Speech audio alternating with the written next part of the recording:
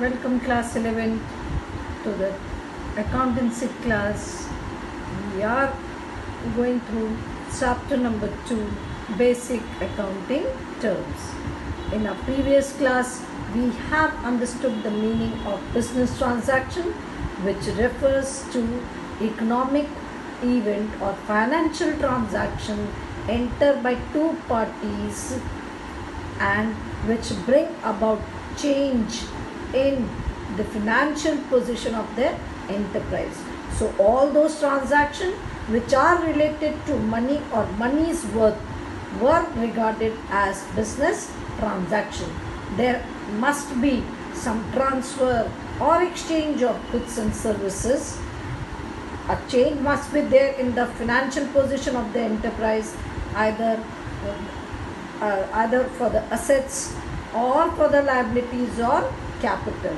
It has twofold effect, that is the debit and credit.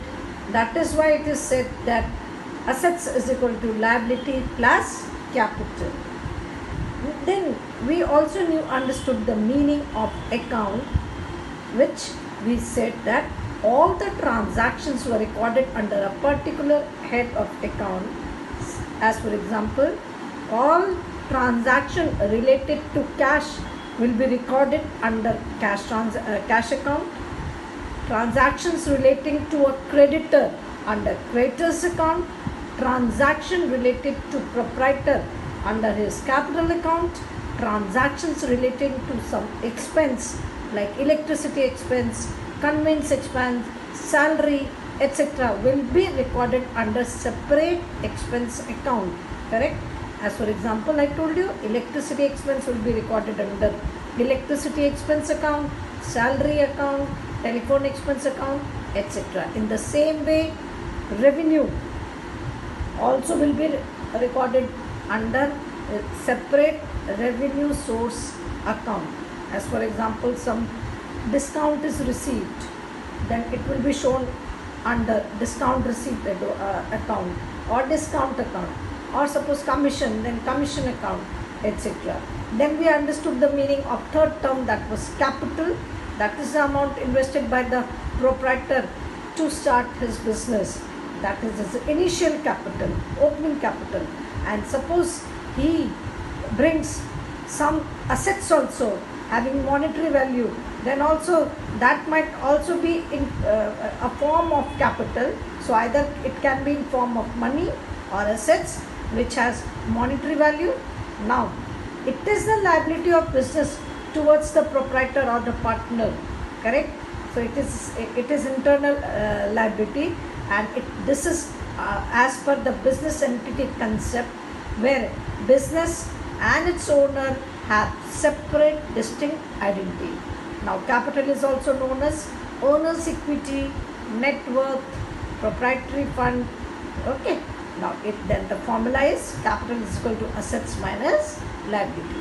Then we understood about drawings. Drawings were the amount of cash or goods withdrawn by proprietor or the partner for their personal use. Now they are valued at cost price. Due to drawings, capital is reduced. Now it is debited to proprietor's drawing account. When you are preparing the balance sheet, it is deducted from the capital of the proprietor. Okay. Now in today's class, we are going to understand about liabilities. Correct? Now liabilities are obligation or debts that an enterprise has to pay at some time in future. That is, it is the amount owed. Owed means to be given by the business to outsider. Now amount payable to owner, it is internal liability, because now we say that proprietor and his business are two separate existence. So amount payable to owner is termed as internal liability. Okay, and the amount payable to outsider is known as external liability. That is amount paid to supplier or creditors or some borrowings from bank, money lenders, financial institutions, all such. So these are all external liability. Now, liability can be non-current or current. So, non-current means which is paid after 1 year, which has, for example, suppose debentures are issued or bonds are issued, or suppose loan is taken on long-term basis from banks or financial institution, that is known as NCL, that is non-current liability. On the other hand, the other category is current liability, which one has to pay, or the proprietor or the partner has to pay within one accounting year. That is, either it must be from 12 months from the date of balance sheet or within the operating cycle, and it should, these such liabilities are basically held for the purpose of being traded. Okay, the company does not have an unconditional right to defer its settlements for at least 12 months from the date of balance sheet. Means two criteria has to be considered. Either 12 months, that is date of balance sheet. Normally the financial year is from 1st April to 31st March of the next year, and or the operating cycle means how much time an enterprise will need to conduct its operating activity. It may be less than 12 months or it may be more than 12 months. So for current liability, two things have to be seen. That is the date of balance sheet or the operating cycle, first category, and such liability basically are held for the purpose of being traded. Is it clear? Okay. So these are liability. Again, liability means the amount payable by the business. It might be towards owner or it might be towards outsiders. Towards owner is internal liability, other than owner is external liability. Now, external liability arises because of credit transactions or some loan might have been taken. Examples of external liability are bank overdraft, creditors, suppliers, then bills payables, long-term borrowings, other liabilities. Then it is divided into two categories: non-current liability, that is for the period of more than 1 year, or the current liabilities, that is for the period of the balance sheet period, that is 12 months, or the operating cycle period.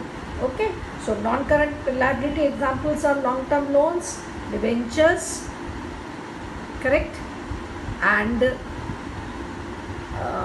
the current liability examples are bills payable, short-term loans, creditors, bank overdraft, etc. Okay, now we move to the next one, that is as per shown in the PDF, it is assets.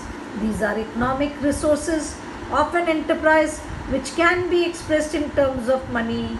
Okay, so these have some value.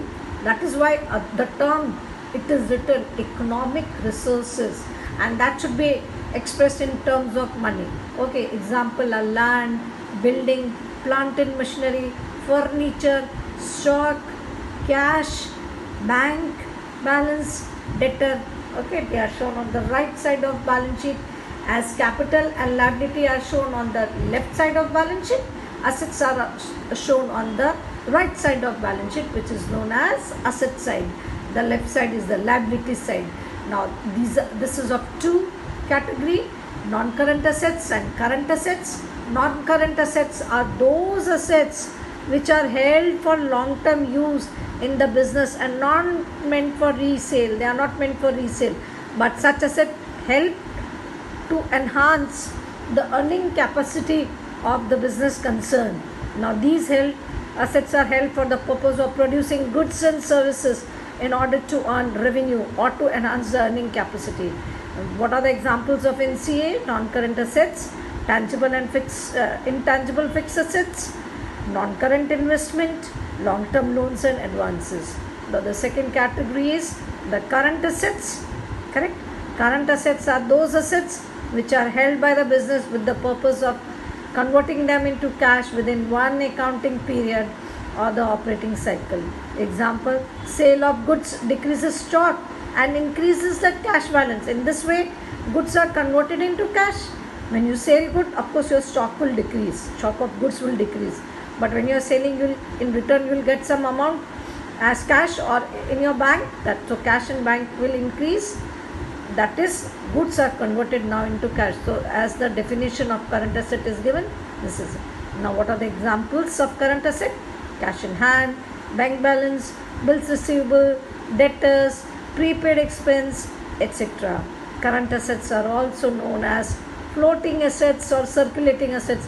Why floating or circulating? Because they help in converting the assets into in cash, okay, within short time. So the most liquidate current asset is cash in hand, then bank balance, and then we can say bills receivable, debtors, prepaid expense, and so on. So I hope you have enjoyed the learning of today when you understood two main terms today, the liability and assets. Meet in the next class. Goodbye.